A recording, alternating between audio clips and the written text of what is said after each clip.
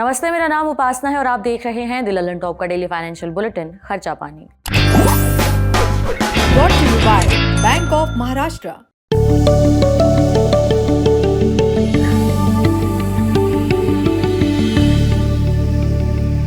Reserve bank of India ने शुक्रवार 7 फरवरी को सुबह सुबह बड़ी खुशखबरी दी। आरबीआई ने रेपो रेट में 25 बेसिस पॉइंट्स की कटौती का ऐलान किया है। ये कटौती करीबन 5 साल के लंबे इंतजार के बाद हुई है। रेपो रेट में कटौती से अब सभी तरह के लोन सस्ते हो जाएंगे, खासकर होम लोन की ईएमआई का बोझ कुछ हद तक हल्का हो जाएगा। आरबीआई ने रेपो रेट में कटौती का ऐलान भले ही आज किया है, लेकिन खर्चा पानी के 1020वें एपिसोड में हम आपको जिस दिन आरबीआई की मॉनेटरी पॉलिसी यानी एमपीसी की बैठक शुरू हुई थी उसी दिन बताया था कि रिजर्व बैंक इस बैठक में कर्ज सस्ता करने का ऐलान कर सकता है। आपको इसका लिंक डिस्क्रिप्शन में मिल जाएगा।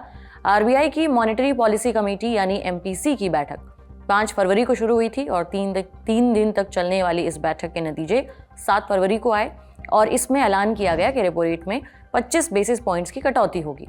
ये बतौर आरबीआई गवर्नर संजय मल्होत्रा की पहली एमपीसी की मीटिंग थी। आरबीआई के इस रेट कट के बाद से अब लोग कैलकुलेशन करने में लग गए हैं कि उनकी होम लोन की किश्त कितनी घटने वाली है।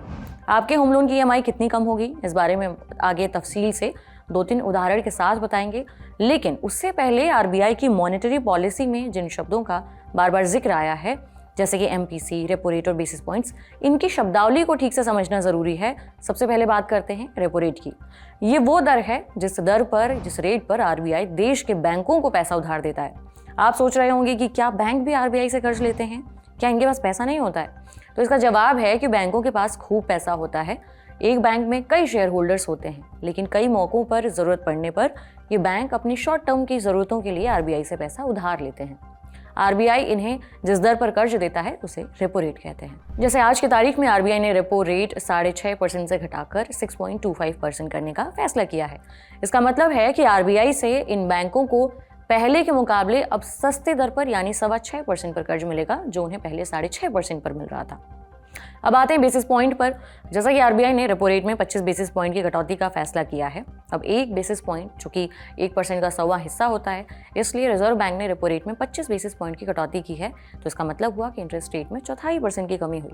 अगर बैंक भी आरबीआई का अनुसरण करते हुए अपनी ब्याज दरें 0.25% नीचे करते हैं यानी उसकी कटौती करते हैं, तो आपके होम लोन की नई ईएमआई कितनी बनेगी, इसे समझने के लिए हम आपके सामने 3 कैटेगरी के होम लोन का उदाहरण रख रहे हैं। मान लीजिए आपने किसी बैंक से 20 लाख का होम लोन लिया है। इस होम लोन की ब्याज दर 8.75% है और ये होम लोन आपने 20 साल के लिए लिया है। फिलहाल आपकी ईएमआई 17,674 रुपए जाती होगी, लेकिन आरबीआई के ताज़ा रेट कट के बाद अब अगर जिस बैंक से आपने होम लोन ले रखा है वो भी इंटरेस्ट रेट में 0.25% की कटौती करता है, तो होम लोन का इंटरेस्ट रेट हो जाएगा 8.5%।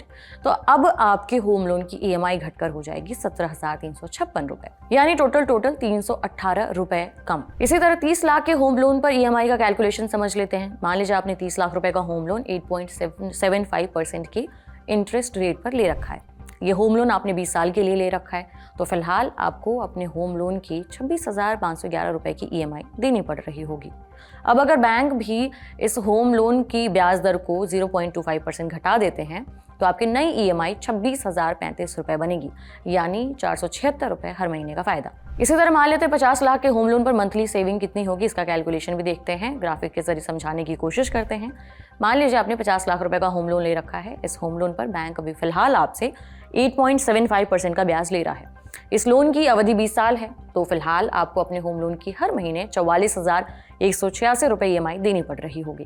लेकिन रेपो रेट कट के बाद अगर बैंक भी अपनी ब्याज दरें इतनी ही घटा देते हैं, तो आपके घर की नई किश्त घटकर 43,391 रुपए पर आ जाएगी। इस तरह से आपकी होम लोन की ईएमआई हर महीने 795 रुपए कम हो जाएगी। अभी हमने आपको अलग अलग होम लोन की राशि के आधार पर बताया कि आपको हर महीने कितना फायदा हो सकता है, लेकिन अगर लंबी अवधि की बात करें तो आपको जो सुनने में अभी छोटा फायदा लग रहा है वो काफी बड़ा हो सकता है। बिजनेस टुडे की छपी एक रिपोर्ट में बैंक बाजार के सीईओ आदिल शेट्टी हवाले से बताया गया है कि अगर किसी ने 50 लाख का होम लोन 9% की ब्याज दर पर लिया है और इस लोन की समय सीमा 20 साल है, तो मान लीजिए मार्च तक आप लोन की 12 किश्तें चुका देते हैं, लेकिन आरबीआई के फैसले के बाद आपका बैंक भी इस इंटरेस्ट रेट में 0.25% की कटौती कर देता है, तो होम लोन के पूरे टेन्योर पर आपको 4,36,000 रुपये का फायदा होगा, इतने की बचत होगी, क्योंकि तब आपको 10 EMI कम चुकानी पड़ेंगी। लेकिन यहाँ एक बात ध्यान रखने वाली है कि ये कटौती होम लोन की फ्लोटिंग रेट पर लागू होती है। अगर आपने फिक्स्ड रेट पर होम लोन लिया है तो आपकी किश्त और लोन की समय सीमा पर कोई फर्क नहीं पड़ने वाला है। इसके अलावा अगर बैंक अपनी ब्याज दरें घटाते हैं तो होम लोन ग्राहकों के पास 2 विकल्प होंगे। पहला ये कि लोग अपनी होम लोन की EMI में कमी करें या लोन की अवधि कम करवा लें, जिससे उन्हें अपने होम लोन का बकाया जल्दी चुकाने में मदद मिलेगी। अब सबके मन में ये सवाल चल रहा है कि आरबीआई ने तो रेट कट कर दिया, लेकिन इसका फायदा उन्हें कब मिलेगा, यानी बैंक होम लोन की EMI कब से घटाना शुरू करेंगे। जानकारों का कहना है कि आने वाले कुछ दिनों में ही बैंक कर्ज सस्ता करना शुरू कर देंगे।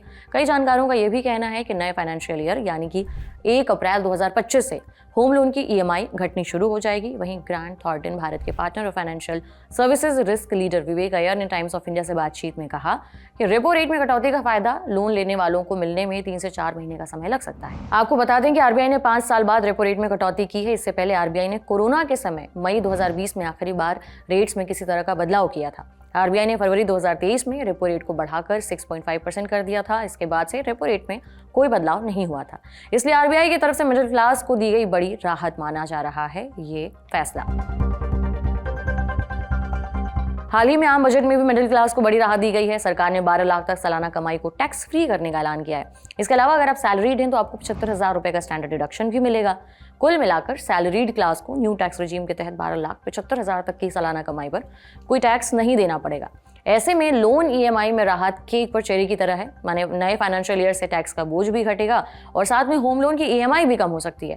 बैंक बाजार के CEO आदिल शेट्टी कहते हैं कि टैक्स रेट में कटौती के बाद आरबीआई के रेट कट से नौकरी पेशा और मिडिल क्लास को काफ़ी फायदा होगा। इन फैसलों से मिडिल क्लास के हाथ में पैसा बचेगा। रिजर्व बैंक के लिए सबसे बड़ा फोकस क्षेत्र रहा है, क्योंकि केंद्रीय बैंक के पास इसे 4% के आसपास रखने का जनादेश है। हालांकि रिटेल महंगाई में काफ़ी कमी आई है। आरबीआई का मानना है कि इसे कंफर्ट लेवल में लाने में कुछ और समय लग सकता है। मॉनेटरी पॉलिसी कमेटी की मीटिंग में आरबीआई ने वित्त वर्ष 26 के लिए CPI मुद्रास्फीति 4% रहने का अनुमान दिया है। जनवरी में रिटेल महंगाई 4.5% से कम रहने की संभावना है। इससे पहले दिसंबर में रिटेल महंगाई की दर घटकर 5.22% पर आ गई। आरबीआई ने रिटेल महंगाई की अपर लिमिट 6% तय कर रखी है। क्या आगे भी रेपो रेट घटाएगा आरबीआई? आरबीआई ने रिटेल महंगाई अपर लिमिट से नीचे रहने पर काफी इंतजार के बाद रेपो रेट में कटौती की है। एक्सपर्ट्स का कहना है कि आगे भी ब्याज दरों में कटौती का सिलसिला जारी रह सकता है।